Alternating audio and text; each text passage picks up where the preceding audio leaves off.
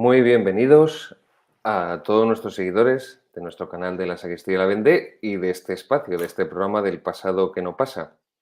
Después de estas vacaciones y este descanso navideño, después de esta pausa, volvemos a retomar nuestra serie de los Reyes Católicos. Recuerden que el último programa del pasado que no pasa, anterior a las Navidades, estuvimos con la serie de la Segunda República, de la persecución religiosa, en definitiva, de todas las falacias y de todas las mentiras de la ley de memoria democrática. Y volvemos ahora, después de Navidades, con nuestra otra serie del programa histórico, que es el reinado de los Reyes Católicos. Y seguimos desentrañando pues todo lo que fue la institución de la Santa Inquisición, del Tribunal del Santo Oficio, de la Santa Inquisición, instituido por los Reyes Católicos. Les recuerdo los dos libros principales en los que no únicos, evidentemente, pero los dos principales en los que me estoy basando para hacer este curso de historia sobre los Reyes Católicos. Ahí tenemos Tarsicio de Azcona, Isabel la Católica, estudio crítico de su vida y de su obra, de la editorial BAC, Biblioteca de Autores Cristianos. Tarsicio de Azcona, Isabel la Católica, el estudio crítico de su vida y su reinado, uno de los mayores especialistas en el reinado de los Reyes Católicos, en especial en Isabel la Católica, Tarsicio de Azcona, y el otro volumen, que es el de Luis Suárez, Isabel I Reina, de la editorial editorial Ariel, Luis Suárez, Isabel I Reina. Estos son los dos volúmenes, insisto, no los únicos, no quiero aburrirles con una lista inmensa, larguísima de bibliografía. Cualquier persona que esté interesada en profundizar, pues con cualquiera de estas dos obras, que tampoco son iguales, son complementarias. Quien quiera profundizar en esta cuestión del reinado de los Reyes Católicos, que es fundamental, insisto, y no me cansaré de decirlo, para comprender la historia de España, para comprender la historia de la Iglesia y para comprender, en definitiva, la historia de Occidente y del mundo, porque en el reinado de los Reyes Católicos, como veremos posteriormente con el descubrimiento y la civilización, la evangelización, la conquista de América, pues la historia se convierte ya en historia universal. Gracias a los Reyes Católicos, el mundo se unifica.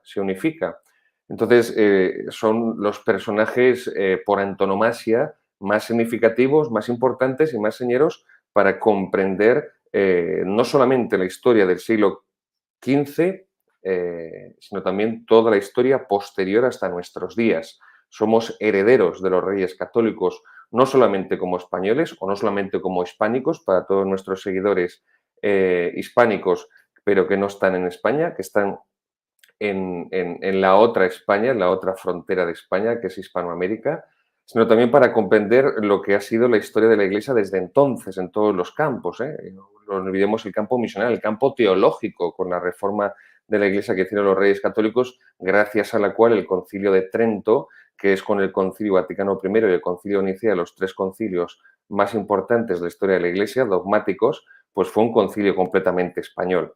Así que sin más preámbulos vamos a entrar y vamos a seguir con esta exposición del reinado de los Reyes Católicos y en especial de la institución de la Inquisición. Bien, vamos a ver. Terminamos el último programa hablando de los Reyes Católicos en el que hacía referencia al racismo y decía que el racismo no es patrimonio de los occidentales blancos, sino que el pecado nos iguala a todos y la única que no tiene pecado es la Santísima Virgen María, que es inmaculada, que es la purísima, y por supuesto nuestro Señor Jesucristo, que es el Hijo único de Dios.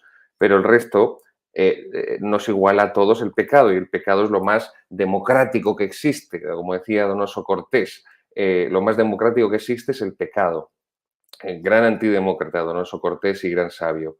Pues bien, no existe el racismo propiamente tal como racismo biológico hasta el siglo XIX gracias a las teorías evolucionistas de Darwin, porque cuando él publica su libro La evolución de las especies, no se detiene solamente en que hay unas especies animales superiores a otras, eso también tiene un desarrollo lógico a nivel de razas humanas, Luego, en la época de los Reyes Católicos, el motivo por el cual se instituye el Tribunal del Santo Oficio de la Inquisición no es ni mucho menos por racismo biológico, que no existe. E insisto, esto tengámoslo siempre presente, racismo existe en todas las razas, en los blancos, en los mestizos, en los negros, en los asiáticos, en todas las razas, porque forma parte del pecado, pues de la soberbia que tiene el ser humano. Esa soberbia, que es el pecado diabólico por excelencia, pues se manifiesta de múltiples formas y de múltiples maneras. No solamente hay soberbia porque unas personas ganan más dinero que otras o porque unas personas tienen una serie de comodidades de las que otras carecen o tienen una serie de cualidades que otras no tienen, pero también pues la soberbia humana busca siempre algún motivo por el cual destacar y sentirse superior a otros. Y ahí está realmente las raíces éticas, morales, en el fondo teológicas del pecado de racismo en cuanto a soberbia.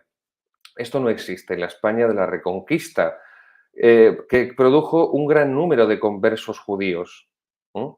Durante la Reconquista, durante ese periodo de 8 siglos de Reconquista, desde la batalla de Covadonga, ya por el 722, 23, 24, 25, más o menos los historiadores no acaban de ponerse todos de acuerdo, pero más o menos son esas fechas en las que se ubica la batalla de Covadonga hasta la Reconquista final, el 2 de enero de 1492 en Granada, pues los conversos judíos fueron acudiendo a la corona de Castilla, a la corona de Aragón y también al reino de Navarra, y fueron emparentándose, fueron entroncando con los apellidos más ilustres de la aristocracia de los cristianos viejos. Los cristianos viejos eran aquellos que descendían de los visigodos, de la élite visigoda, durante el reino hispano-godo, que se habían también fusionado con los hispano-romanos.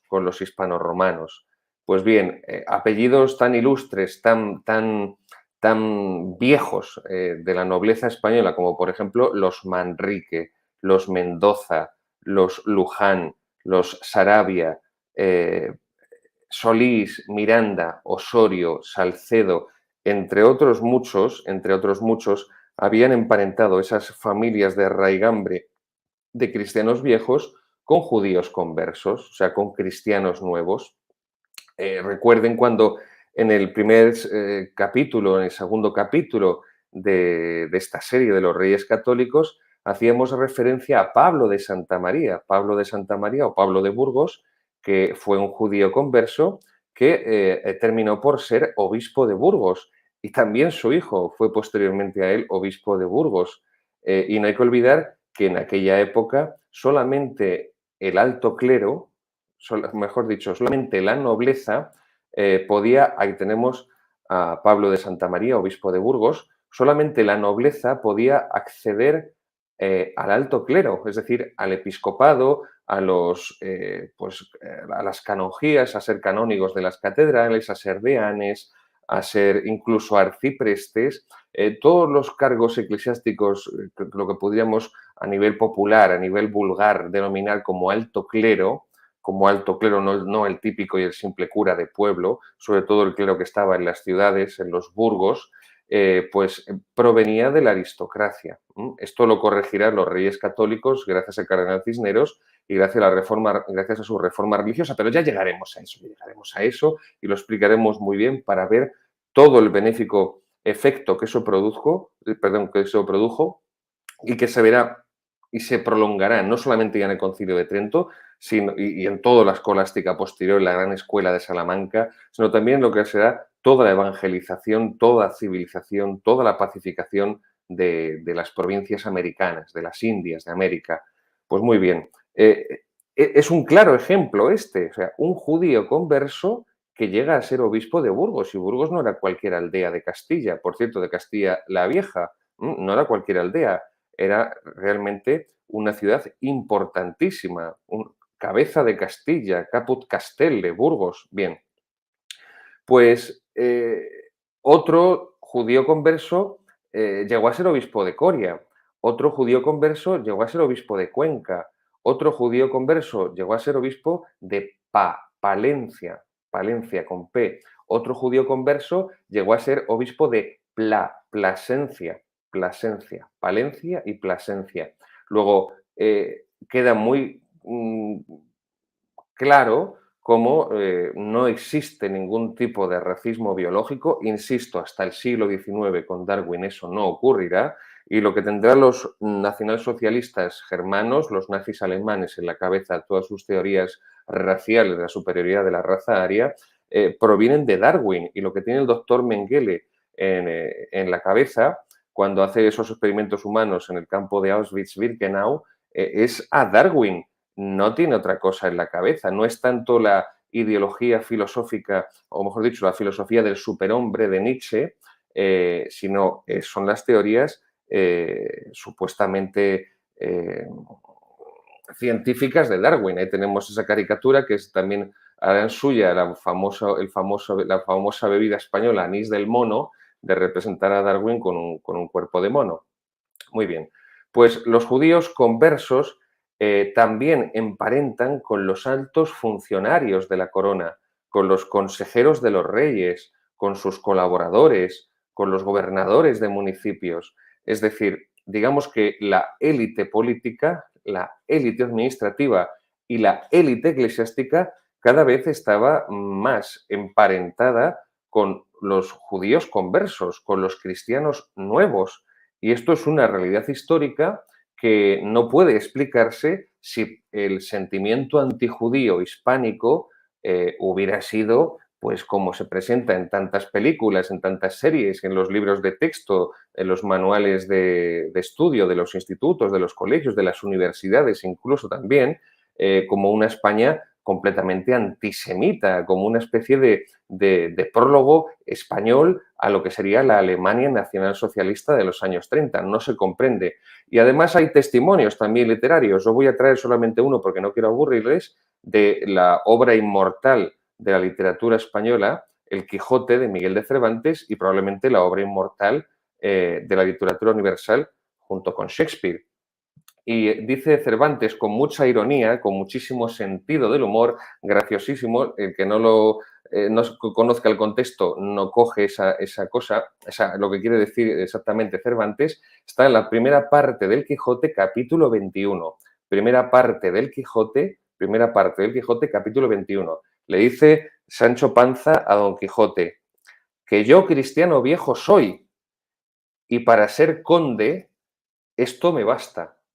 Le dice Sancho Panza a Don Quijote, que yo cristiano viejo soy y para ser conde esto me basta. Primera parte del Quijote, capítulo 21. Y le dice muy, muy irónico Don Quijote, y aún te sobra, y aún te sobra. Es decir, lo que está diciendo Sancho Panza es que como él es cristiano viejo, descendiente de godos, de visigodos, de hispanos romanos, que siempre han sido católicos, que ese es el título de nobleza por antonomasia para poder de facto, de hecho, tener un título noble como es el del conde, el de un condado. Y con esa ironía cervantina fabulosa, formidable, responde Don Quijote, y aún te sobra, claro, porque los que estaban emparentados con toda la alta nobleza y los que los que estaban emparentados con todos los títulos familiares eran los cristianos nuevos, eran los judíos conversos. Luego aquí tenemos a comienzos del siglo XVII, un testimonio literario, volvemos a otra vez, ya sé que soy muy pesado, pero ya saben que la repetición es la base del aprendizaje. Aquí tenemos un documento primario, un documento de la época, la Inquisición está perfectamente activa a comienzos del siglo XVII, es verdad que no tiene la actividad intensa que tuvo en el reinado de los reyes católicos y que después tendrá también con Felipe II, pero evidentemente la Inquisición sigue funcionando, es muy popular, es muy querida por el pueblo, es una institución extremadamente querida por el pueblo.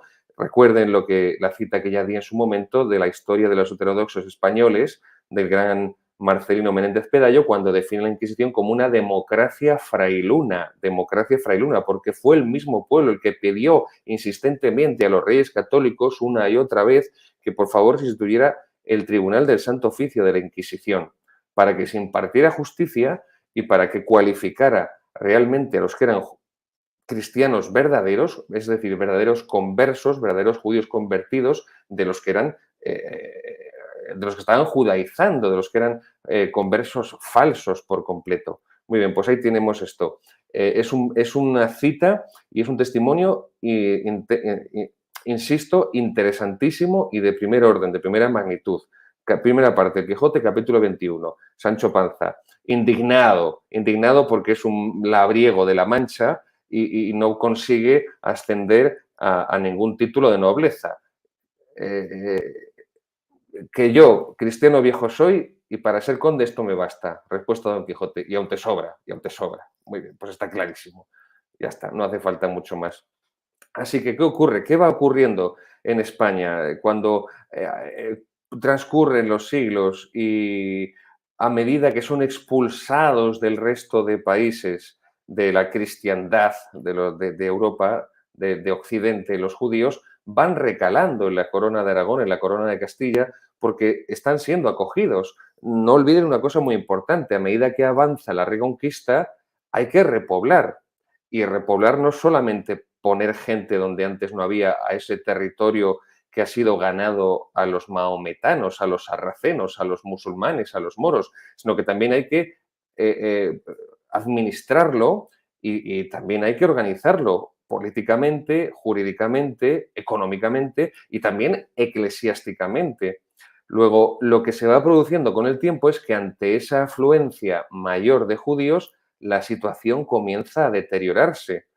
A partir del siglo XIV, a causa de ese aumento masivo de la presencia judía en España, insisto, producida por las expulsiones que se van dictando en el resto de Europa, les hacen recalar, especialmente de entre todos los reinos hispánicos, en la corona de Castilla, porque es la que está llevando el principal esfuerzo reconquistador y es la que tiene más territorio por delante para reconquistar. Navarra había quedado, la corona de Navarra, prácticamente encerrada entre la corona de Aragón y la corona de Castilla. Portugal había quedado también un tanto al margen porque prácticamente ya había concluido bastante antes su periodo reconquistador. Entonces, quien tenía por delante solamente territorios para seguir avanzando en la reconquista es la corona de Castilla. Entonces, recordemos estas fechas que son muy importantes. En 1290, los judíos fueron expulsados de Inglaterra. 1290, estamos hablando de 2 siglos antes que en España. 2 siglos antes que en España los judíos fueron expulsados de Inglaterra. Queridos seguidores, ¿ustedes alguna vez han leído o han escuchado, han visto en algún lugar que se acusa a Inglaterra de antisemita por haber expulsado a los judíos en 1290, 2 siglos antes que España? Me extrañaría muchísimo que hubieran escuchado eso. Sigamos. Entre 1348 y 1375, 1375, los judíos son expulsados de lo que hoy es Alemania. No se puede hablar de Alemania porque Alemania no existe como nación hasta 1871. 1871. No existe como nación propiamente tal. Pero de esos territorios germanos son expulsados en 1348 hasta 1375. Ahí tenemos el mapa para que puedan verlo perfectamente y todos los movimientos migratorios cuando son expulsados de un reino a otro de la propia población hebrea. Bien, ustedes, insisto en la pregunta retórica, ¿han escuchado alguna vez la acusación hacia los territorios germanos de esta época de mediados del siglo XIV, acusarles de antisemitas? Porque la acusación de antisemitas a los alemanes parece que se circunscribe exclusivamente a los 12 años que duró el régimen nacionalsocialista de Hitler. Pero no, pero en cambio a España sí se le acusa, a la España de los Reyes Católicos sí se le acusa insistentemente y sistemáticamente como antisemita. Esto es muy curioso, ¿eh? Quien todavía se atreva a negar la leyenda negra, pues desde luego se le aplica aquel refrán castizo de que no hay peor ciego que el que no quiere ver. Pero sigamos, 1394, un siglo antes que la expulsión de los reyes católicos. La expulsión de los judíos con los reyes católicos se produjo en marzo de 1492. pues 98 años antes, para ser exactos, prácticamente un siglo antes, se les expulsó de Francia. Se les expulsó de Francia. Y además se les expulsó de Francia no por motivos religiosos, como ocurrió en España, no por motivos sociopolíticos, como ocurrió en España, sino simplemente por motivos económicos, para apoderarse de, de su dinero.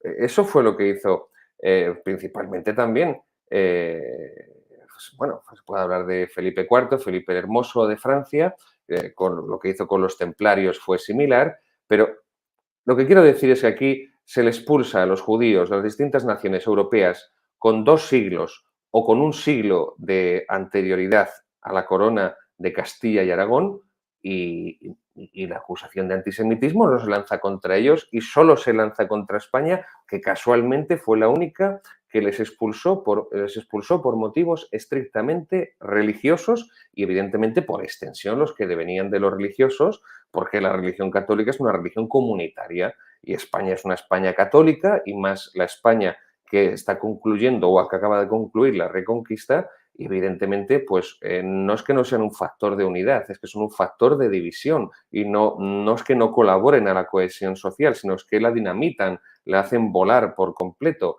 Luego, otra pregunta retórica, pues llama la atención, ¿no?, que la única nación que fue la última de Europa en expulsar a los judíos y que no lo hizo por motivos económicos de rapiña, insisto, como sí se hizo en Francia, pues sea la única corona, la de los Reyes Católicos, contra la que se lance la acusación de antisemitismo e incluso, insisto, de racismo, que es un fenómeno completamente anacrónico en esta época, anacrónico, igual que cuando se lanza contra los Reyes Católicos la acusación de intolerantes, pero es que la tolerancia, bueno, ya dice la liturgia mozárabe, la antigua liturgia visigótica, Señor, que líbranos de la tolerancia, se tolera el mal, la tolerancia no es una virtud como ahora nos vende la posmodernidad democrática, liberal, revolucionaria, toda ella de progenie protestante, de cosmovisión protestante.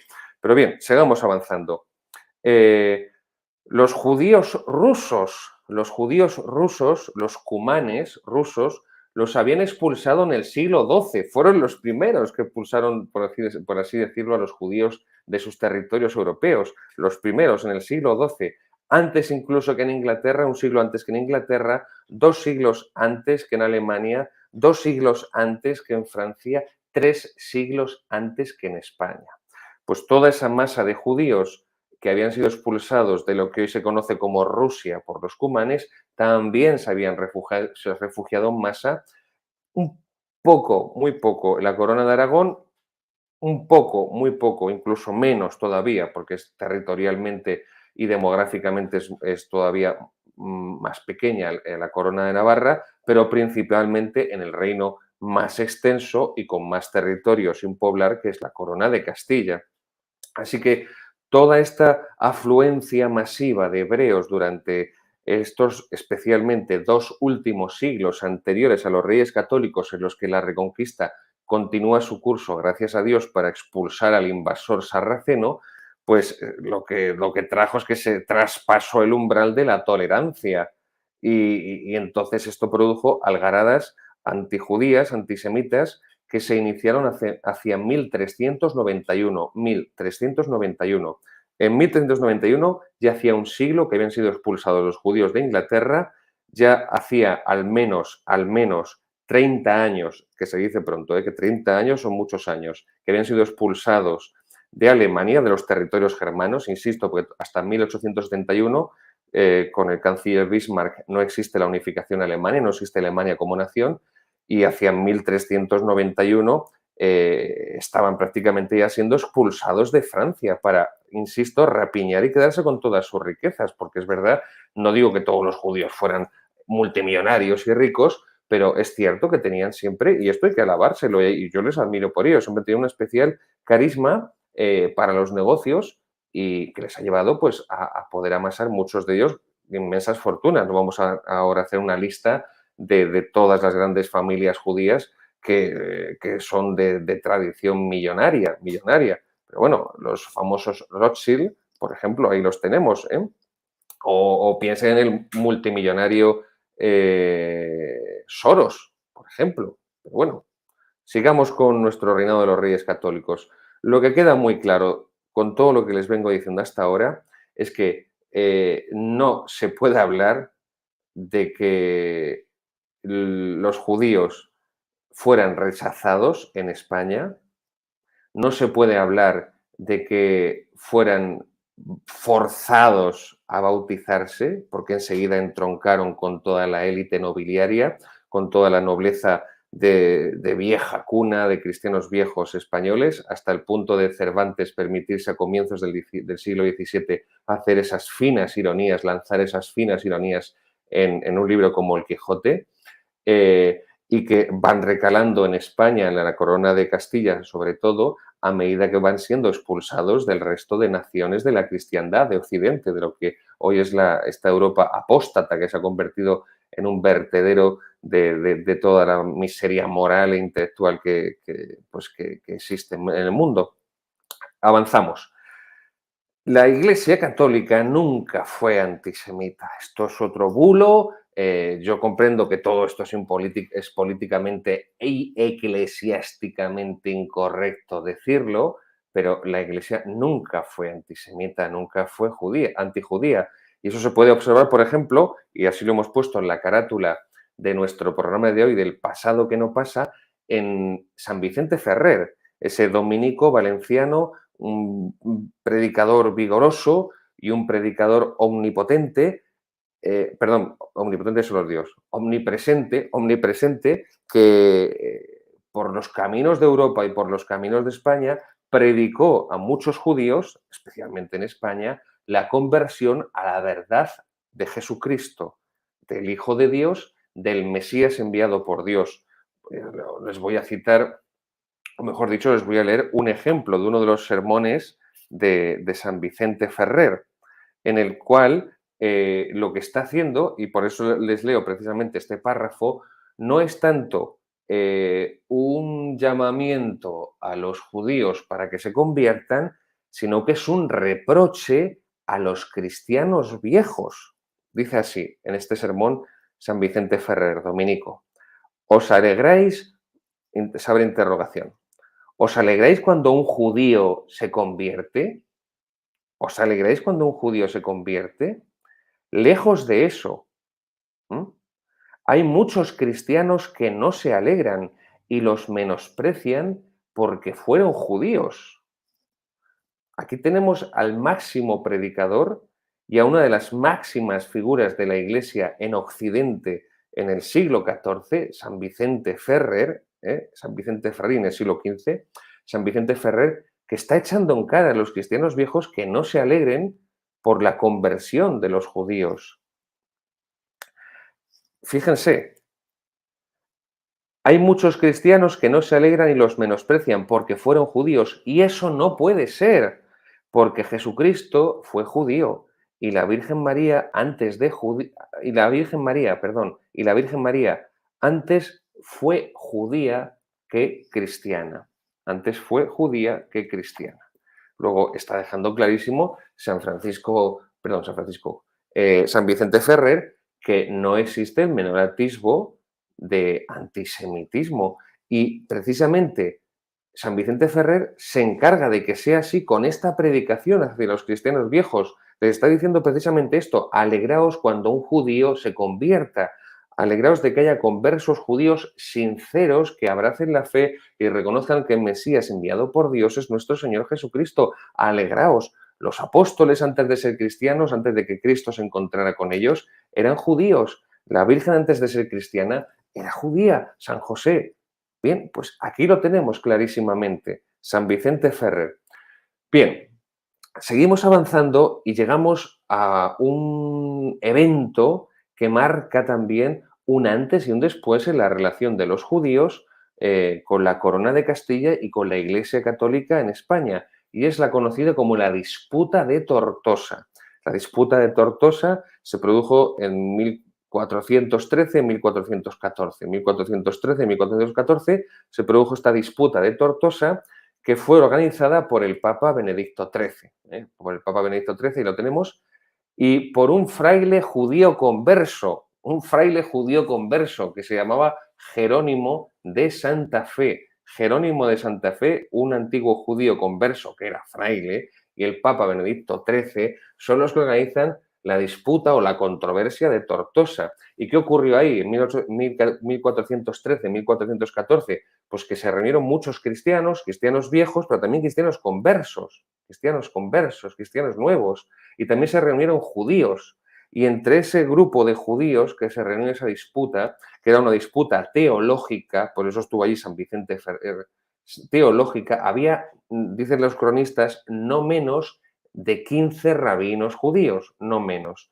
¿Qué ocurre? Los cristianos viejos, los cristianos conversos también, los dos consiguen convencer a los judíos de que Cristo es el Mesías anunciado por los profetas, el Mesías anunciado en el Pentateuco, lo que se conoce los judíos como la Torá, los 5 primeros libros del Antiguo Testamento, el Génesis, el Éxodo, Números, Levítico, Deuteronomio, y el Mesías también que había sido anunciado por los salmos de David, por lo cual esos judíos carecían de cualquier motivo, carecían de cualquier razón para mantenerse en la antigua ley, para mantenerse en la antigua alianza, para seguir manteniéndose en el Antiguo Testamento después de la venida de Cristo, de la encarnación de Cristo, el Hijo de Dios, de la redención de Jesucristo en la cruz. Esto fue la disputa de Tortosa. Los judíos presentaron sus motivos negando esto, por una parte, y por otra parte, San Vicente Ferrer, los cristianos viejos, los judíos conversos, o sea, los cristianos nuevos, presentaron estos otros motivos citando con la Escritura. Y evidentemente el testimonio de la Escritura es que es inapelable, es inapelable. Podríamos hablar aquí de la deformación del concepto de Mesías que se produce en el pueblo judío, especialmente en el siglo II antes de Cristo, después de las invasiones de Antíoco Epífanes, de los paganos, de los griegos. Bien, pero nos marcharíamos demasiado de este tema y por eso no voy a entrar ahí. Pero bueno, ¿qué ocurre entonces en esta disputa de Tortosa, en esta controversia? Pues ocurre un auténtico bombazo que no se esperaba nadie en esas dimensiones. Y es que lo consiguen.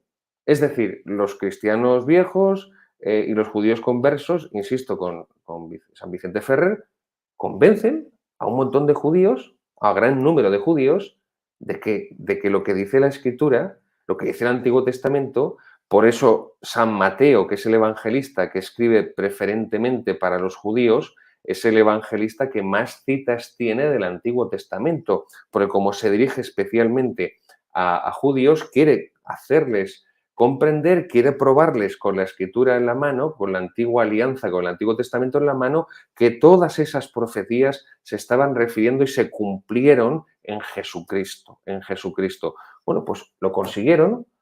Un judío historiador, Baer, dice que la disputa de Tortosa fue un verdadero desastre, un completo desastre para la fidelidad hebrea, por esa conversión masiva que hubo. Es decir, hubo más de 3.000 judíos que abrazaron la fe cristiana y se bautizaron. Insisto, nada de bautismos forzados, absolutamente nada de bautismos forzados.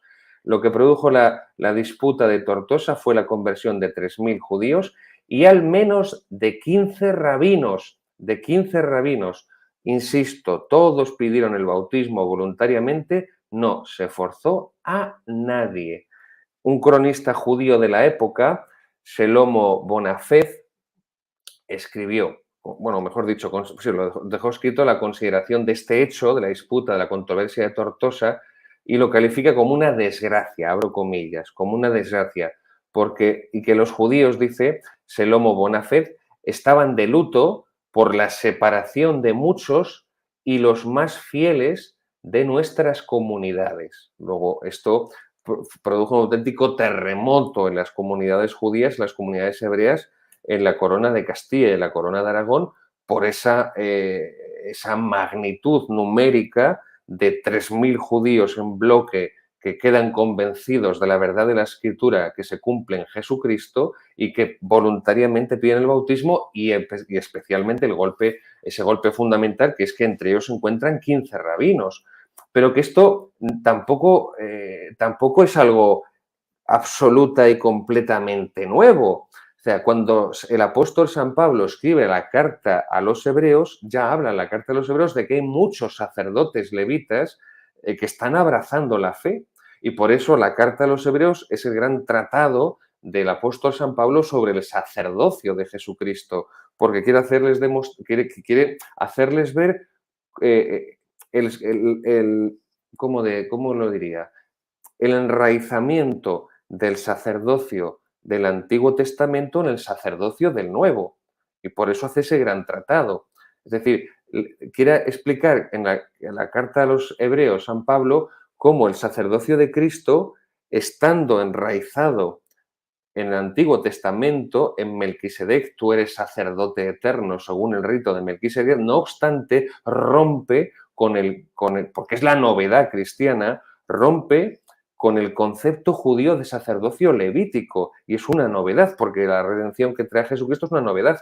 Esto es interesantísimo. Y aquí hago un apunte teológico y un apunte eclesiológico también. Y creo que esto nos tiene que hacer reflexionar. Desde el Concilio Vaticano II se ha dejado de evangelizar a los judíos, se ha dejado de evangelizar a los musulmanes. Antes del Concilio Vaticano II, aunque los frutos fueran escasos, muy escasos, pero había personas y había religiosos, había misioneros encargados de evangelizar en los países musulmanes. Ahí tenemos el ejemplo de Carlos de Foucault, que, bueno, pues su forma de evangelizar a los musulmanes, como él mismo explica en sus escritos, pues es peculiar, es la forma bueno, pues que el Señor le inspiró, que el Espíritu Santo le inspiró en concreto con los tuareg, pero había un movimiento en la Iglesia de evangelización hacia el pueblo judío y hacia el pueblo musulmán desde el Vaticano II. Eso ha desaparecido, eso ha desaparecido. Si podemos, nuestros realizadores, si podemos ver los textos de la Nostra Aetate sobre las religiones no cristianas del Concilio Vaticano II, si puedes ampliarlo, a ver, ahí está, pues no lo vemos si lo amplías así tanto. Ponlo la pantalla completa si quieres y si tampoco hace falta que me vean más a mí.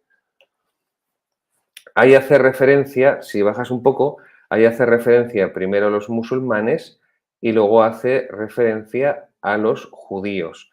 Y aquí hay algo que a mí siempre me ha llamado mucha la atención. Sigue bajando, creo que es el número 3 o número 4.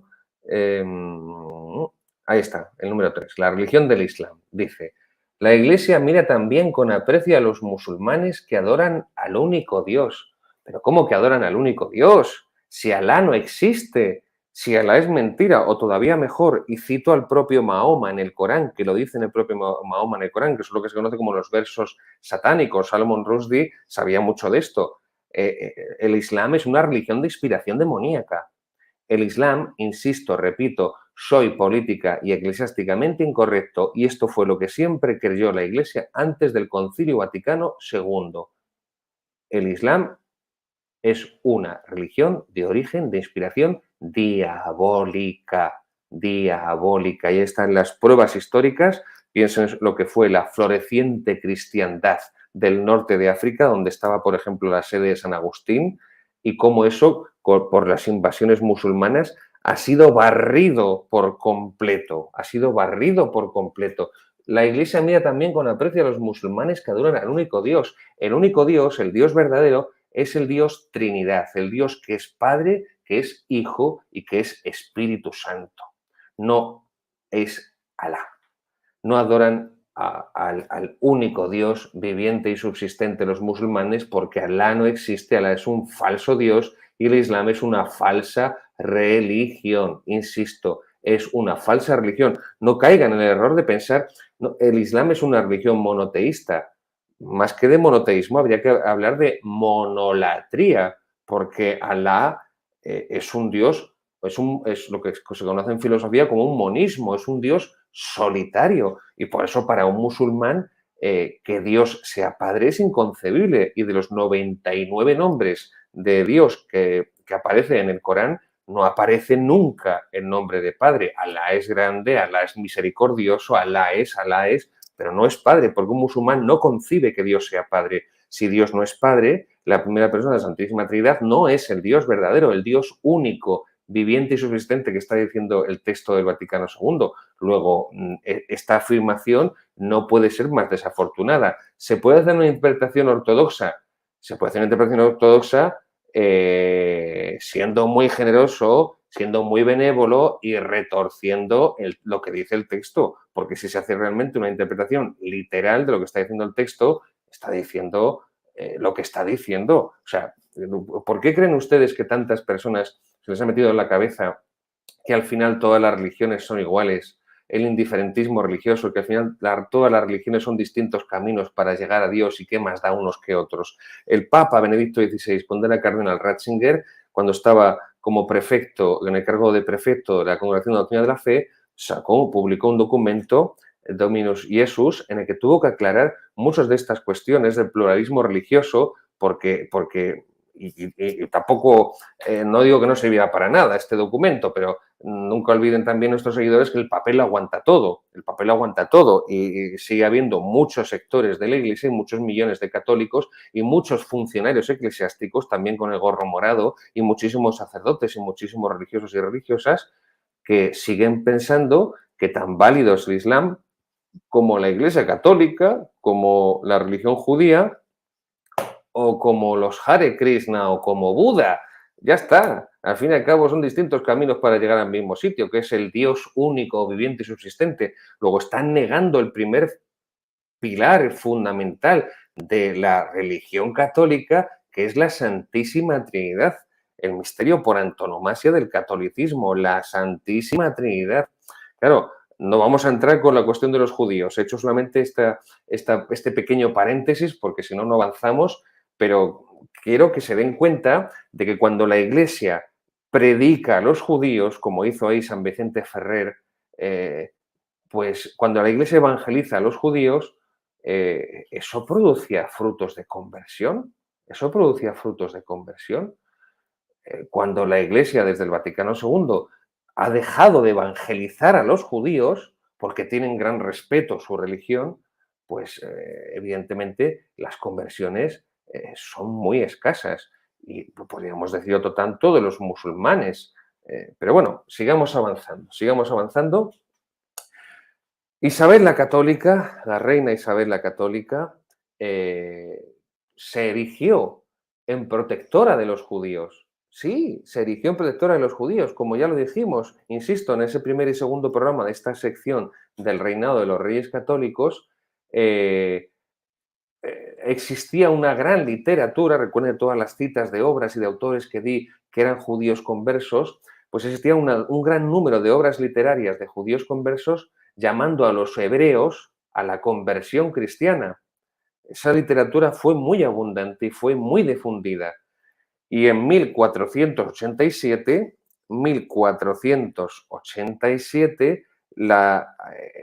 lo recoge Luis Suárez, como también lo recoge la obra de Tarsicio de Azcona, la comunidad judía, la aljama de Sevilla, la aljama mayor de Sevilla, escriben a los judíos, a sus correligionarios de Roma, y describen a los reyes católicos, y abro comillas, como justos y caritativos.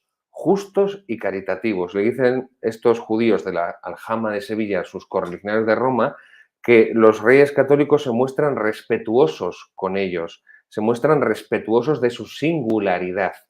Luego, no hay la más mínima animadversión hacia los judíos por parte de los reyes católicos, ni previa a su ascenso al trono, ni después, posteriormente, en su ejercicio como reyes de los reinos españoles. No existe. Y son los propios judíos y son las propias fuentes judías. Vuelvo a insistir y a ser tan pesado, las fuentes primarias, los documentos de la época, no lo que dicen los historiadores que han venido después, que se citan unos a otros y uno se inventa una cosa, intenta rebuscar un documento, lo mutila, hace una lectura sesgada para que el documento diga lo que él quiere decir y luego los historiadores que vienen detrás se limitan a citar a ese historiador y a ese documento.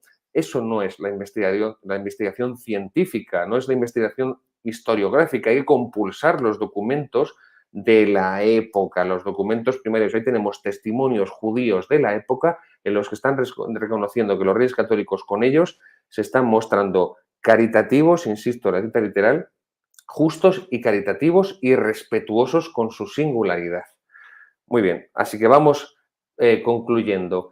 El fenómeno de los judíos conversos, que se produjo en España durante estos siglos anteriores al siglo XIV, sobre todo inicios del siglo XIV y el siglo XV, antes del reinado de los reyes católicos, pues ese fenómeno masivo de los judíos conversos nace de su acogida en los reinos españoles y se les acoge en los reinos españoles a todos estos judíos a medida que se les expulsa del resto de países europeos y se mezclan, insisto, como hemos visto antes, con la nobleza, especialmente con los altos funcionarios, con los consejeros de la corona, con las familias que tienen hijos, hermanos en altos cargos eclesiásticos, obispos, arzobispos, abades, deanes, canónigos, se mezclan con ellos y hay tres factores fundamentales. Primero es el biológico, y este es muy curioso y no deja de ser,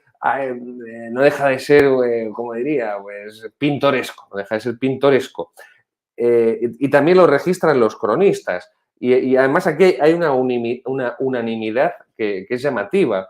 Los cronistas, tanto judíos como cristianos, registran un hecho biológico, un factor biológico, y es que la belleza de las mujeres judías, la belleza, no, evidentemente no todas, también había judías feas, también había judías gordas, aquí no vamos a idealizar, pero que muchas mujeres judías su belleza era proverbial, tenían fama de ser muy bellas las mujeres judías, evidentemente, pues a un hombre psicológicamente sano, heterosexual, pues le atrae una mujer bella. El segundo factor, este primero es el biológico, es el de promoción social, el que nos hemos referido antes, que emparentaron enseguida con la nobleza, con los altos funcionarios y consejeros de la corona. Y claro, queridos seguidores, no olvidemos que el amor no está reñido con los intereses económicos. O sea, dos personas se pueden querer mucho, se pueden enamorar, se pueden sentir atraídas la una en la otra y que además sus intereses económicos y sociales converjan. Así que cuando se trata de linajes poderosos, pues a causa de la riqueza y a causa de la posición social, pues esto no excluye la atracción porque tal o cual persona les pudiera resultar atractiva y su conversación y su presencia simpática. ¿eh? Y no tenemos que ver más, para probar esto, no tenemos que ver más que lo que sigue ocurriendo hoy en día. Tampoco estamos descubriendo el Mediterráneo. No ocurre siempre, pero por lo general los ricos y los famosos suelen casarse entre ellos, queridos seguidores. Los grandes personajes famosos, grandes deportistas de élite, grandes estrellas del cine, normalmente suelen casarse con otras personas también que son ricas y que son famosas. Alguno se casa o alguno se arrejunta o se lía o se novia con algún pobre o con alguna pobre. Nunca falta ese componente romántico, ¿no? Así tipo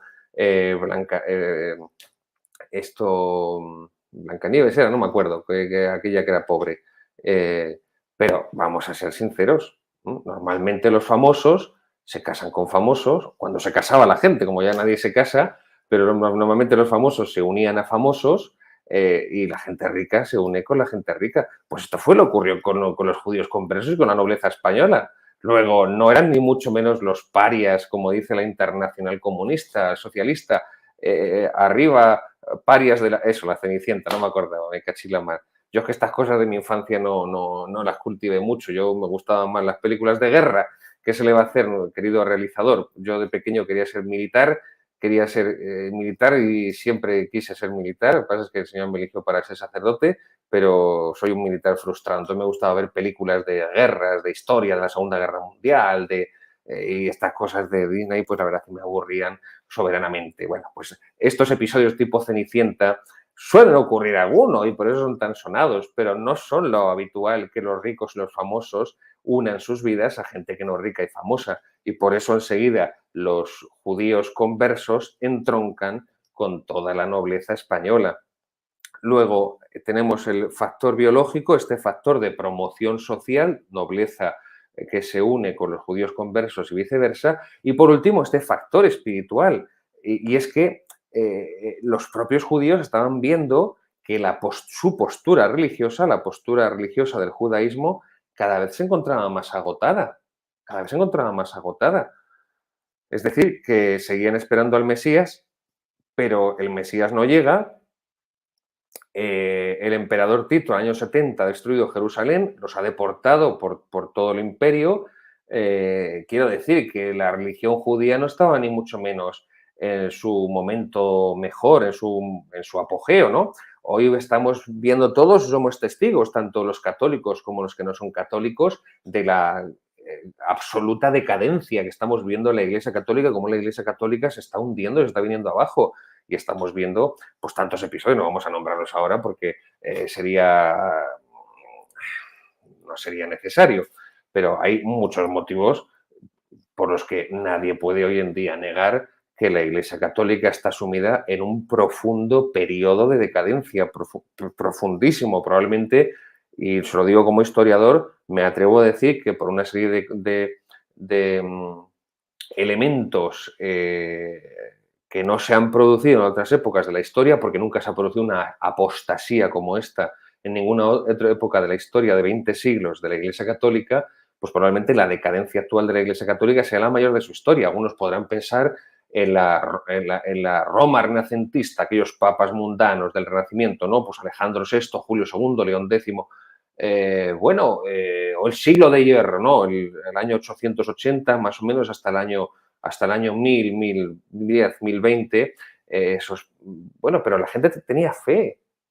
La gente tenía fe, seguía pecando. Por supuesto, somos pecadores, insisto, el pecado es lo más democrático, no es igual a todo, pero sabían lo que era el pecado, sabían lo que era el bien, el mal, la verdad y la mentira. Hoy eso ha desaparecido. Nunca en 20 siglos de historia de la Iglesia Católica se ha producido una apostasía de la misa del domingo de las dimensiones actuales. Nunca se ha producido. Y nunca en 20 siglos de historia de la Iglesia Católica se había llamado bien al mal y mal al bien. En estas épocas de profundo deterioro moral, como son estas a las que me he referido, del siglo de hierro o de la Roma renacentista de los papas, gracias a Dios, el saco de Roma de Carlos V, 1527, acabó con la Roma mundanizada del renacentista, pero aunque estuvieran inmersos en esas inmoralidades, eran conscientes de que estaban pecando y por eso podían arrepentirse, y podían pedir perdón a Dios, y podían convertirse, y podían salvarse. Eso no cabe hoy en día en la posmodernidad porque se niega la misma idea de pecado, la misma noción de bien y mal, de verdad y de mentira. Por supuesto, se niega a Dios con el ateísmo, que ya no es apostasía silenciosa que hablaba Juan Pablo II, sino que es una apostasía muy, muy, muy sonora, y que además se niega hasta incluso la propia biología, la propia noción de naturaleza humana, no solamente en el plano filosófico, que es lo que hace la modernidad, y más todavía la posmodernidad, sino incluso la propia biología del ser hombre, del ser mujer, como hace la ideología de género, no digamos ya la vida humana con el abominable crimen del aborto, la eutanasia, etc. Luego, no podemos cometer el gran error que es el pecado mortal del historiador y del aficionado a la historia, que es juzgar el pasado con criterios actuales. Y además con esa supuesta superioridad moral de que ahora somos mejores de lo que eran aquellas gentes en el siglo XV. Y viendo nuestra época, a mí me cuesta mucho, como historiador y como católico, como sacerdote católico, decir que ahora somos mejores que los católicos del siglo XV. A mí me cuesta mucho hacer esa afirmación porque me parece que no tiene base histórica, que es falsa y que es muy soberbia. Es muy soberbia. Pues bien, las desviaciones estas desviaciones que se produjeron, eh, lo, lo que, lo que originaron estas desviaciones fue precisamente un exceso de tolerancia. Si acabamos de ver lo que fue la corona de Castilla, especialmente la corona de Aragón también, pero en menor medida, pero también la corona de Navarra todavía en menor medida porque era más pequeña, es que fueron muy tolerantes con los judíos que venían a España, por lo que es injusto, moralmente injusto y es absurdo históricamente culpabilizar a los cristianos viejos, a los antiguos descendientes de los visigodos, de los hispanorromanos, de los distintos reinos hispánicos, acusarles de ser intolerantes hacia los judíos. Insisto, además, en esta época la tolerancia no es que no fuera una virtud, es que se la consideraba un vicio. Y si me apuran, yo es que cualquier católico convencido debería considerar la tolerancia pues un vicio. Se tolera el mal, pero no se promociona la tolerancia por la tolerancia. Se tolera el mal que no puede ser erradicado, pero no puede venderse la tolerancia como hace la modernidad, como la virtud cardinal por excelencia, la nueva virtud cardinal y la nueva virtud teologal, porque esa tolerancia se basa en el relativismo moral, es decir, en el nihilismo. Nada tiene sentido, no existe la verdad, todo es indiferente porque nada tiene sentido. En definitiva, esta es la ideología de nuestra época. Pues bien, ese exceso de tolerancia de los reinos hispánicos, que habían sido tan extremadamente generosos, más, insisto, que en el resto de las naciones europeas, pues esos cristianos viejos, es que gracias a su acogida generosísima, a su tolerancia tan grande, tienen derecho a exigir que los falsos conversos, es decir, que los judíos que han fingido una conversión pero que siguen viviendo a lo judío y que siguen haciendo proselitismo judío entre otros judíos que sí se han convertido sinceramente, que sí son cristianos nuevos, cristianos conversos, pues esos cristianos viejos que han sido tan tolerantes, tan generosos, tan acogedores, tienen derecho a exigirles a esos falsos conversos que su generosidad, la generosidad que han tenido hacia ellos, acogiéndoles, no la vuelvan contra ellos. Creo que esto estamos hablando de cuestiones que son de ley natural, de justicia natural, de derecho natural. Si ustedes generosamente me invitarán a su casa, yo no puedo abusar de su acogida y de su generosidad para expulsarles de su propia casa, para mandar yo en su propia casa, para ser yo quien decida lo que se hace o lo que no se hace en su casa. Pues esto fue lo que estaban pretendiendo los judíos y por eso los cristianos viejos tenían derecho a exigirles esa correspondencia ante tanta generosidad. Y los propios judíos conversos, los judíos sinceramente convertidos, también tenían derecho a exigirle a los otros que se comportaran en justicia. Por ejemplo, la acusación de los cristianos viejos hacia estos falsos conversos judíos es que están acaparando indebidamente los cargos públicos. Lo que hemos dicho antes, porque están emparentando con los altos funcionarios, con los altos consejeros de la corona, con las familias que tienen miembros en el estamento del alto clero, los episcopados, en las abadías, con las grandes familias nobiliarias, están acaparando indebidamente esos cargos públicos, porque recordemos que hasta que llegan los reyes católicos, todos esos cargos públicos se repartían digitalmente, se repartían a dedo. Y lo que hacen los reyes católicos es crear un cuerpo de funcionarios reales, de funcionarios de la corona, que sea una meritocracia, que se ascienda por méritos, no que se ascienda digitalmente por los apellidos, por el linaje o por el poder económico. Bien, los cristianos viejos tienen derecho y los judíos sinceramente convertidos a exigirles porque volviendo al judaísmo privadamente, esos judíos falsamente convertidos siguen haciendo proselitismo, como antes decía, hacia los judíos que se han convertido sinceramente y están atacando las verdades de la religión católica. Si no se trata de un proselitismo simplemente recordándoles las supuestas bondades del judaísmo, sino que ese proselitismo se está basando en la crítica, o mejor dicho, en la condenación más acerba de lo que son los dogmas católicos, los dogmas cristianos que los propios judíos rechazan, evidentemente. Antes hemos hablado de los musulmanes. Para un musulmán es inconcebible que Dios sea Padre, que Dios sea Hijo, que Dios sea Espíritu Santo. Es una blasfemia. Por eso para los cristianos somos considerados por los musulmanes como politeístas. Pero es que lo mismo sucede con los judíos. Y por eso lo leemos en el Evangelio, como los judíos echan las manos a la cabeza cuando Jesucristo llama a Dios Padre. Para un judío no es que eso sea inconcebible, que Dios sea Padre, que Dios sea Espíritu Santo, sino que es una blasfemia. Y recuerden, como relatan los episodios de la pasión de los 4 evangelios, que Cristo es condenado por blasfemo, porque llama a Dios Padre suyo. Todo esto nos tiene que llevar también este capítulo de hoy del pasado que no pasa, en los que estamos mezclando el plano histórico del plano teológico, porque también son inseparables, como lo son también el plano teológico, perdón, el plano jurídico y el plano filosófico, la importancia que tiene el dogma de la Santísima Trinidad y que el relativismo religioso de que al final el judaísmo y el monoteísmo son religiones, perdón, el judaísmo y el islamismo, el maometismo, el islam, son religiones monoteístas, igual que nosotros somos las 3 religiones del libro, todas estas estupideces que se escuchan tantas veces y que se leen tantas veces, lo que está introduciendo es un relativismo absoluto en el dogma católico, en el dogma católico.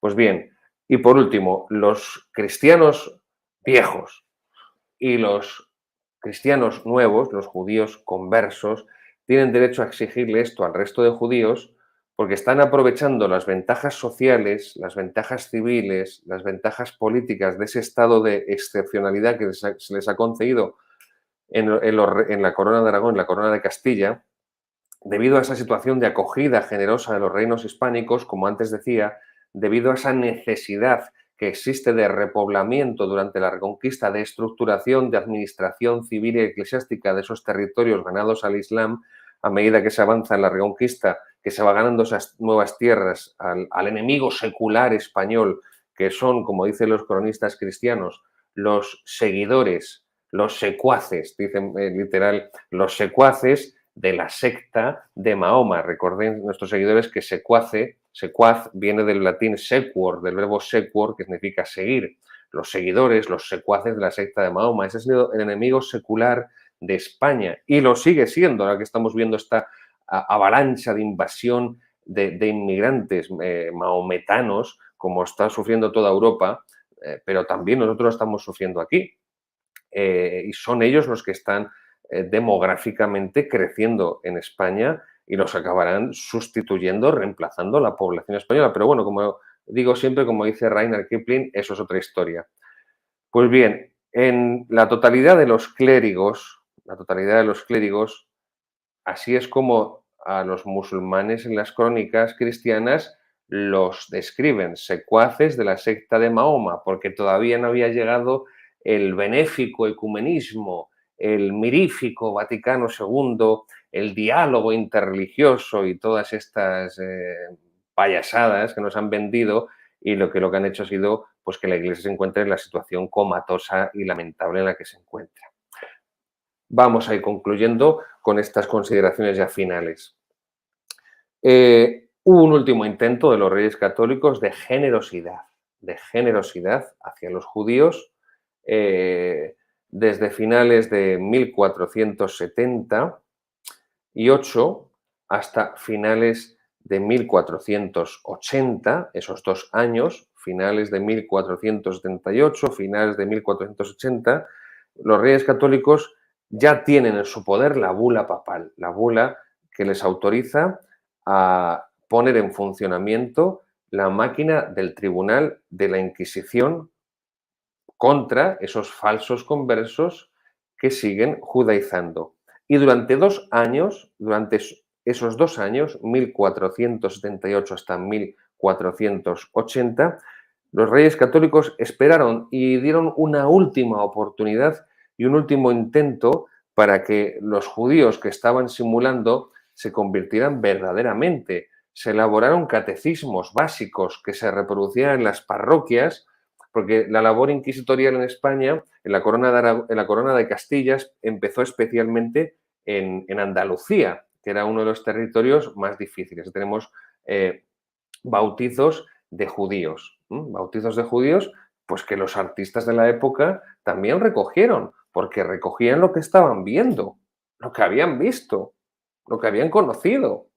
No están recogiendo cosas, elementos mitológicos, elementos de fantasía, que no, están reproduciendo, porque eso es el arte, la reproducción de la realidad, de la belleza de la naturaleza, están reproduciendo los acontecimientos, los hechos históricos que estaban observando en su tiempo. Ahí tenemos. Pues los Reyes Católicos durante esos 2 años, lo que podíamos llamar una prórroga de caridad, una prórroga antes de instituir la Inquisición, una última oportunidad hacia los judíos, se reproduce un catecismo básico, pues lo típico de todas las iglesias, que son esos paneles que existen donde se cuelgan los avisos, donde se cuelgan carteles, por cierto, carteles cada vez más absurdos, más sentimentaloides, más feos, más, en fin, las cartelerías de nuestros templos, no digo de todos, no digo siempre, pero las cartelerías son vomitivas, vamos a ser sinceros, son vomitivas. Aquí en España, particularmente las de la Conferencia Episcopal Española, son vomitivas. No digo todas, pero bueno, dejámoslo en el 99%.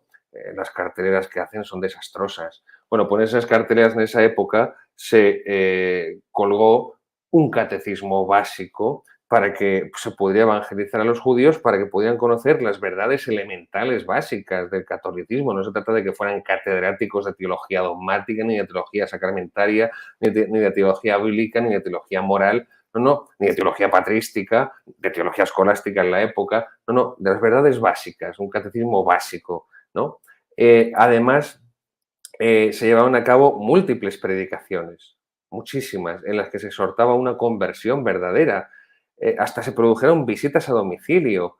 Los cronistas cristianos las definen como suaves amonestaciones, pero también se produjeron reprensiones. Y ahí, leyendo estos textos de la época, yo sí reconozco que lo que se pecó de un paternalismo enorme, hacia los judíos. Eso pienso que fue un error, no sé hasta qué punto se podría evaluar el volumen de su gravedad, pero evidentemente en esos textos se pecó, en esas exhortaciones se pecó muchas veces de paternalismo hacia los judíos, hacia los hebreos.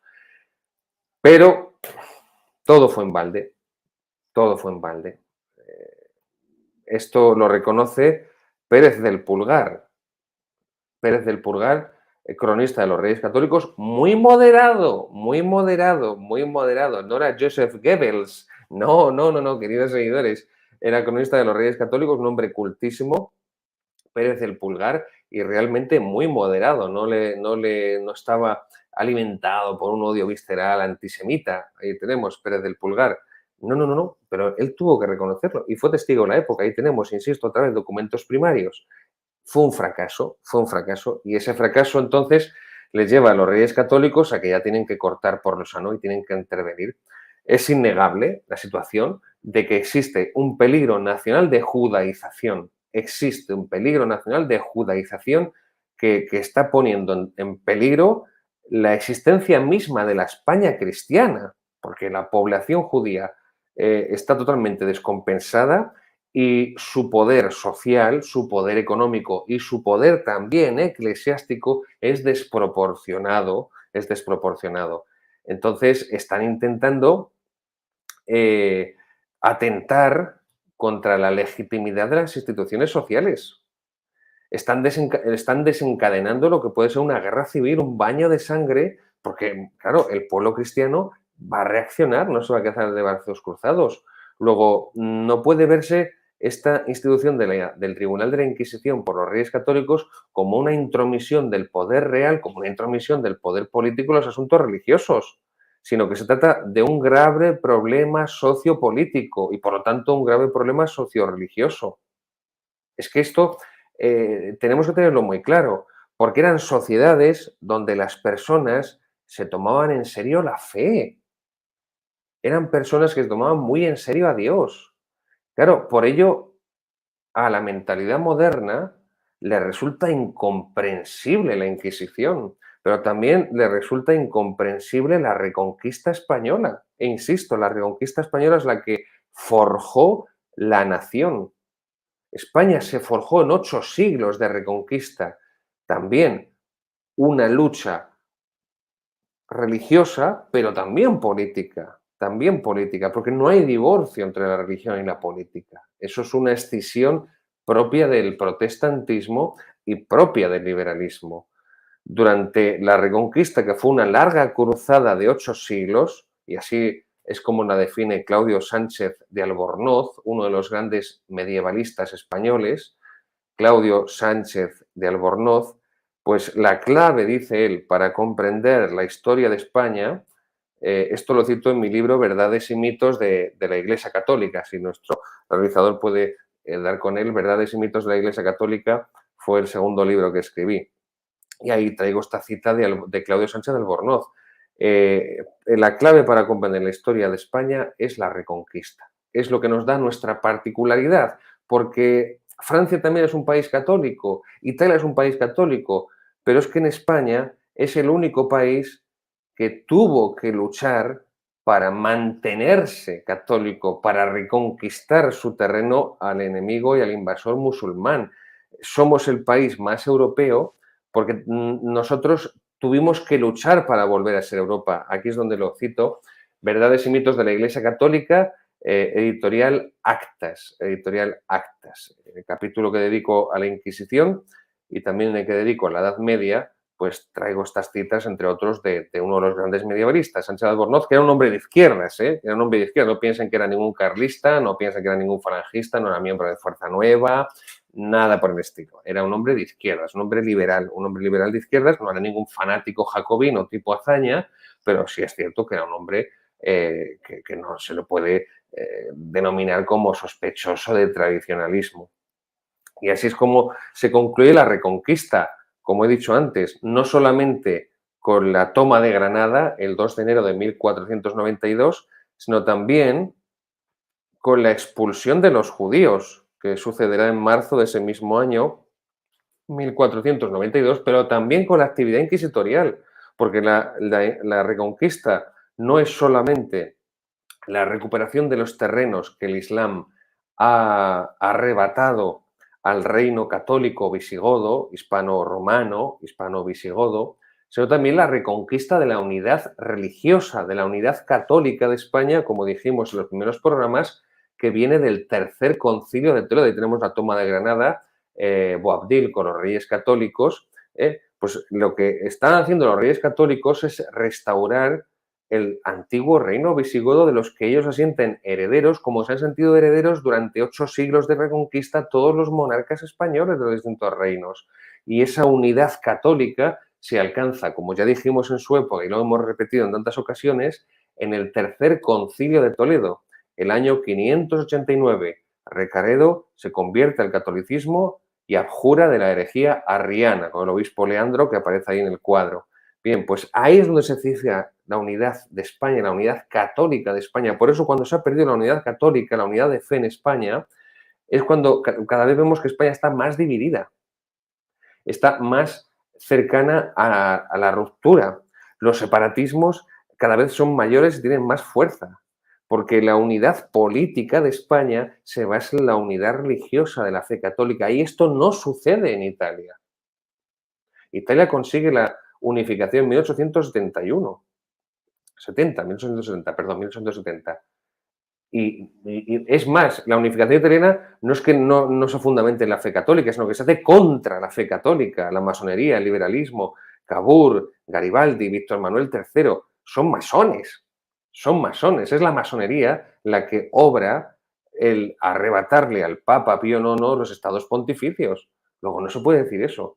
Tampoco ocurre eso, aunque la conversión de los francos sea anterior a la de los visigodos, y por eso se reconozca que Francia es la hija primogénita, no predilecta, primogénita, porque es la mayor, pero no la más querida, primogénita de la Iglesia Católica, pero no hay un fundamento en la unidad nacional, en la unidad religiosa, que es algo propio de la particularidad hispánica y que también fue algo propio que los españoles llevaron a los reinos de ultramar, a las provincias, mejor dicho, a las provincias de ultramar. Pues bien, ya no me voy a extender más, no quiero cansarles. Insisto, la expulsión de los judíos en marzo de 1492 y la actividad inquisitorial con el fin, con el fin de lograr la completa unidad religiosa que se había perdido desde la invasión musulmana, es la culminación de la Reconquista. No piensen que la culminación de la Reconquista solamente, ¡hala! Ya está, ya han reconquistado Granada. No, no. Eso es la principal, pero también está esa expulsión posterior de los judíos, el mes de marzo, la toma de Granada en enero de ese mismo año, y la actividad inquisitorial. Y un último detalle, de todos era conocido desde hacía generaciones, porque nunca se ocultó que los judíos habían sido grandes colaboradores de los musulmanes durante la invasión el año 711.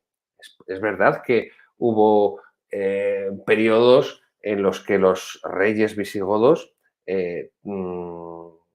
les hicieron la vida imposible a los judíos, eso es cierto, y que los judíos odiaban bastante a los visigodos o a gran parte de los visigodos o de los monarcas visigodos, es cierto. Por eso era una verdad universal, aceptada por todos, que había habido una gran y una estrecha colaboración entre los judíos y los musulmanes cuando llegó la invasión musulmana. Luego, la Reconquista, el final de la Reconquista también estaba no en la expulsión de los judíos, sino en la expulsión de los judíos que quisieran seguir siendo judíos, que no se convirtieran en la verdad de Cristo, como ese fenómeno tan masivo que fueron los judíos conversos.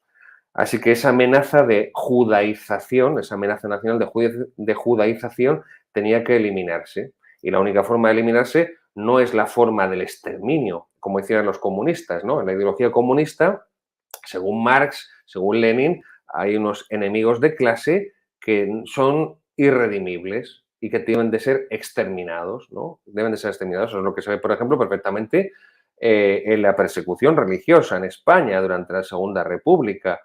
Por eso asesinan a 7.000 sacerdotes, a 13 obispos, a 300 religiosas, a tantos miles de seglares de laicos cristianos, porque son segmentos sociales que hay que eliminarlos. No se trata de esto, no es lo que buscan los reyes católicos, aniquilar, liquidar, hacer un genocidio de judíos, no, es todo lo contrario. Es una mentalidad estrictamente jurídica la que tienen los reyes católicos y lo que ellos pretenden es que ese peligro nacional de judaización se elimine mediante la plena cualificación cristiana y por extensión nacional de los verdaderos conversos. Es decir, tú eres un verdadero converso, eres un verdadero judío converso, sí, entonces eres un verdadero cristiano y eres un verdadero español. Y hay que separarlos de los que están judaizando, de los que son falsos conversos, de los que no están participando de la fe que unifica todos los reinos y toda la sociedad española, que es la fe católica, la fe cristiana, y que además son elementos de discordia, no solamente a nivel religioso, sino también a nivel social, porque en lugar de cohesionar la sociedad, la están fragmentando, la están fragmentando. Queridos amigos, gracias por acompañarnos. Aquí tenemos estos documentos del Papa Francisco, documento sobre la fraternidad humana de Abu Dhabi, en el 2019. Se me había olvidado citarlo, por cierto, es verdad. Menos mal que tengo este gran realizador que nos ayuda tanto y también. Y aquí le envío mi agradecimiento. Bueno, pues de verdad, como siempre les invito, no piensen que soy un charlatán o que soy un político que les lanza aquí un meeting para intentar convencerles de mis ideas. Por eso les cito autores que no son nada sospechosos, como este Claudio Sánchez de Albornoz, que era un liberal de izquierdas, moderado pero de izquierdas, y bueno, pues les invito a que lean este documento, está en la página del Vaticano, Documentos sobre la Fraternidad Humana por la Paz Mundial y la Convivencia Común de Abu Dhabi, en el febrero de 2019.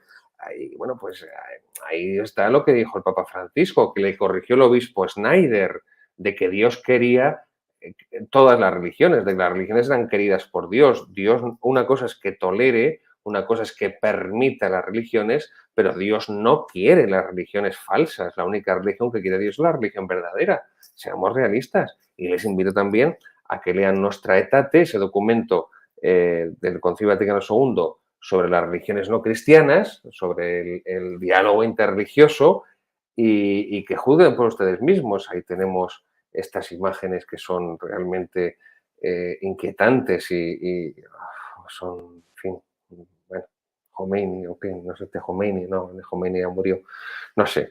Bien, a los cardenales de los Dubia todavía están esperando que le reciban, pero si eres musulmán, pues el Papa te pone el primero para ser recibido. Querido realizador, no me tientes más, no me tires de la lengua, que ahí tenemos la sinagoga. Bien. Bueno, hay que darse cuenta que la verdad de Cristo no puede equipararse a las religiones falsas. Esto lo tuvieron muy claro en la Iglesia hasta antes del Vaticano II. Después hemos dejado de tenerlo claro, nos hemos apuntado a ese relativismo y grandes que podamos hablar de conversiones de judíos hacia la religión católica, ni tampoco hay grandes así conversiones que podamos decir de magnitud, ¿no? De musulmanes hacia la Iglesia católica, y estas cosas tienen que hacernos, tienen que hacernos pensar, tienen que hacernos pensar. Luego, todo esto nos tiene que llevar a que comprendamos la grandeza, la importancia y lo decisivo, como les decía al comienzo, que fue el reinado de los reyes católicos. Pues hasta aquí vamos a recomendar a nuestro patrocinador, Miel la Virgen de Extremadura. Por supuesto, no se olviden de darle al me gusta, al Plachet Me, por favor, no se olviden. Es la mejor forma que tienen de ayudarnos, porque los funcionarios eclesiásticos nos odian y quieren acabar con nosotros, y no dudarán en levantarnos calumnias y acusarnos, pues, de cualquier barbaridad. Y cuanta más gente es la que nos siga y cuanto más gente es la que nos apoye con su presencia, pues se lo pensarán dos veces, porque ya no seremos unos pobres curas que están desterrados y proscritos, sino que serán muchos nuestros seguidores los que están detrás de nosotros, porque compartimos y luchamos por lo mismo, por la tradición católica, y luchamos en esta contrarrevolución contra los enemigos de Jesucristo y los enemigos de la cristiandad. Así que reenvíen el programa, denlo a conocer a sus contactos, a sus amigos, a sus familiares, hagan esa difusión. Si a ustedes les ha hecho bien, pues difúndanlo para que les haga bien a otros. Incluso aunque sean personas que no tengan fe, si no tienen prejuicios de que un sacerdote historiador les explique cosas del reinado de los reyes católicos, pues bendito sea Dios.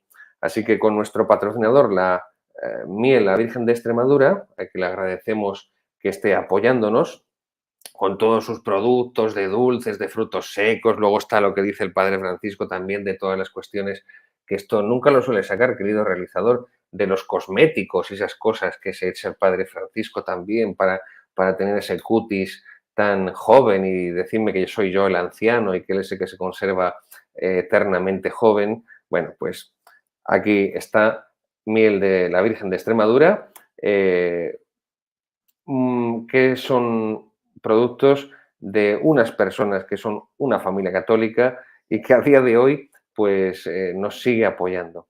Utilicen el código de descuento, no lo olviden, el código de descuento Sacristía. Bueno, yo no sé qué tal estaré llevando esto de hacer publicidad, pero sigue siendo el momento que me considero más ridículo de todo el programa. Nos despedimos con la bendición. Buenas tardes, padre. ¿Qué opinión le merece el libro sobre la católica Manuel Álvarez Fernández, de Austral? Es muy bueno, sí, es muy bueno. Manuel Álvarez, Fernández Álvarez, catedrático de Historia, es muy bueno. No lo he recomendado insisto, porque no quería aburrirles, por eso les he dicho que no me baso exclusivamente en esos dos libros de Tarsicio de Azcona y de Luis Suárez. A mi humilde modo de ver, no está a la altura. Manuel Álvarez Fernández no está este volumen, esta obra, a la misma altura, que es una altura sobresaliente en la que está la obra de Luis Suárez y la de Tarsicio de Azcona. Por eso seleccioné de entre las buenas, las mejores. Y considero que esas dos, y creo que es también de muchos historiadores, es un criterio común, que por excelencia las mejores son las de Tarsicio de Azcona y las de Luis Suárez de cara al análisis y al estudio historiográfico del reinado de los reyes católicos en general y de la figura de Isabel la Católica en particular. Pero si me preguntaran un tercer libro sobre esta serie que estamos haciendo de los reinados de los reyes católicos, sin duda alguna sería este de Manuel Fernández Álvarez. Muy bien, pues, y por supuesto, gracias.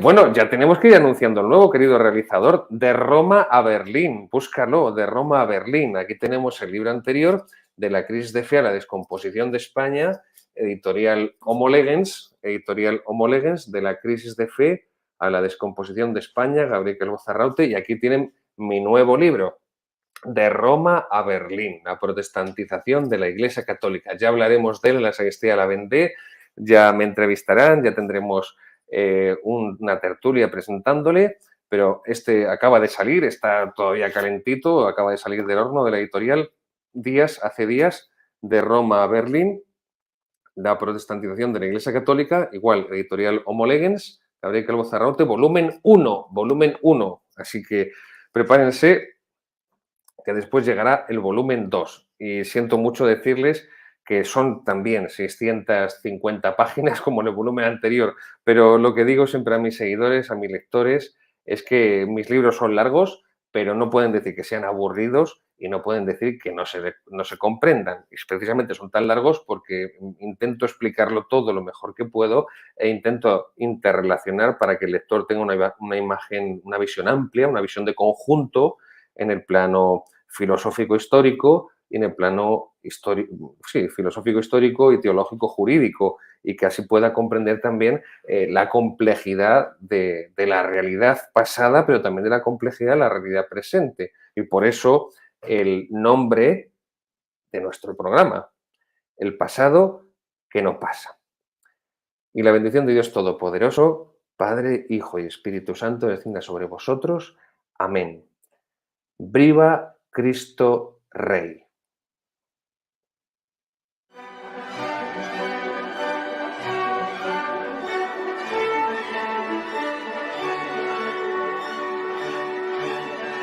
Siempre ha sido un pelotón de soldados el que ha salvado la civilización.